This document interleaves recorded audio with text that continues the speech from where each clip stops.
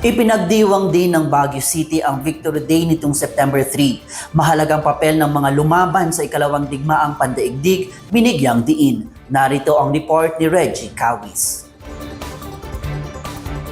Muling binigyang pugay ang mga Pederano at individual na nag-ambag para sa pagkamit ng kalayaan sa ikalawang digmaang pandaigdig.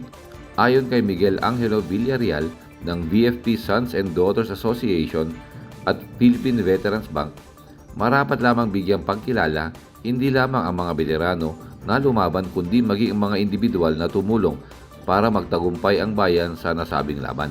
So Victory Day is not just remembrance, it is a call to action. To live lives worthy of their sacrifice, to build a nation that honors their legacy not just in words, but in deeds. Binigyang diin din nito ang mga aral na iniwan ng mga veterano gaya ng pagiging matatag, pagkakaisa at pagbibigay serbisyo sa bayan. By preserving their legacy, affirming their victories, and ensuring that their bravery will never be forgotten.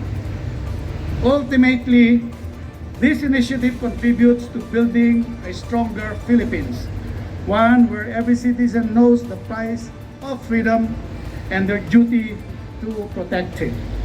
Matatandaang nilagdaan ni Japanese Imperial Army General Tomoyuki Yamashita ang surrender paper noong September 3, 1945 sa Camp John Hay matapos itong maaresto sa Kiangan, Ifugao.